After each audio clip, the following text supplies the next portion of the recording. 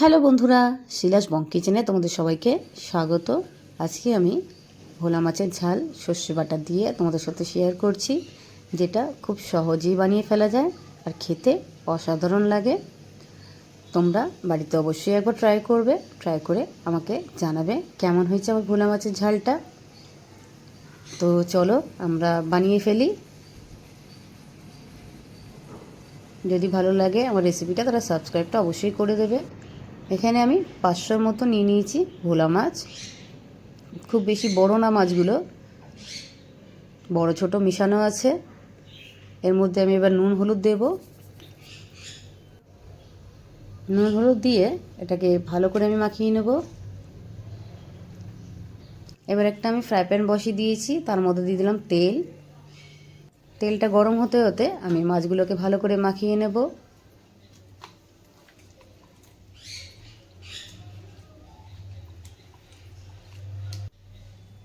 দেখো মাছগুলো ভালো করে মাখিয়ে নিয়েছি আমি।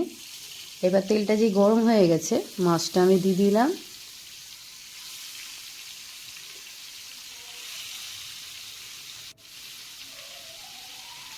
খুব বেশি আমি কড়া করে ভাজবো না মাছটা, কারণ বেশি কড়া করে ভাজলে সর্ষে বাটা ঝালটা ভালো লাগবে না খেতে।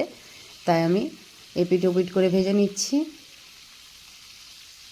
দেখো এক পিঠে হয়ে গেছে, আমি উল্টিয়ে দিচ্ছি মাছগুলো।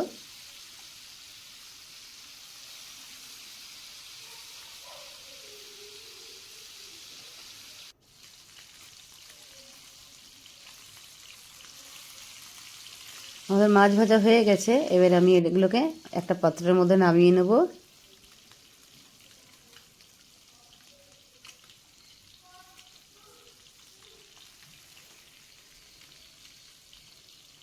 আমি যতটা সহজ ভিডিও পারি তোমাদের সাথে শেয়ার করি, খুব বেশি বড় ভিডিও আমি তোমাদের সাথে শেয়ার করি না। মাছ ভাজা হয়ে গেছে আমার।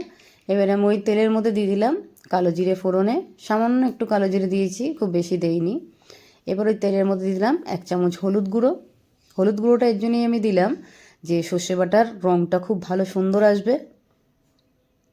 এবার আমি সর্ষে বাটাগুলো দিয়ে দিলাম। সর্ষে বাটার মধ্যে আছে কাঁচা লঙ্কা, 2 কোয়া রসুন, সামান্য একটুখানি আদা আর একটা টমেটো পেস্ট করে দিয়েছি। তার সাথে একটু আমি পোস্তও দিয়েছিলাম, তোমরা পোস্ত দিলেও পারো না দিলেও পারো। এবারে আমি নুন দিয়ে দিলাম, স্বাদ মতো নুন দিয়ে আবার ভালো করে নেড়ে নিচ্ছি। দেখো রঙটা কি সুন্দর হয়েছে।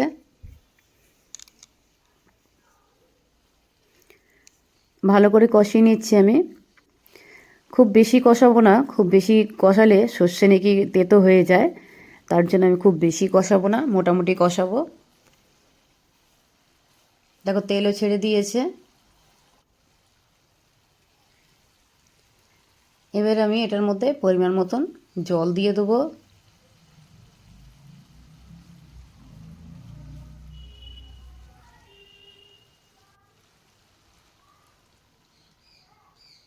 জল দিয়ে ভালো করে আমি শস্যটাকে আবার ভালো করে জলের সাথে মিশিয়ে নেব।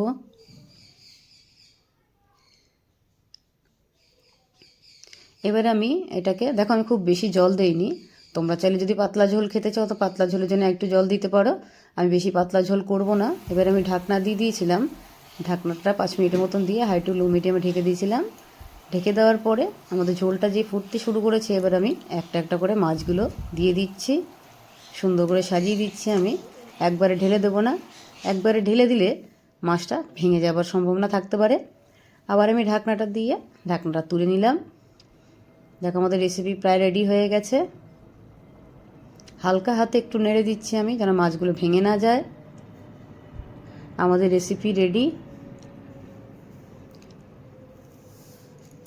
যদি ভালো লেগে থাকে লাইক শেয়ার কমেন্ট অবশ্যই করে দেবে। সাবস্ক্রাইবটা করতে একদম ভুলবে না।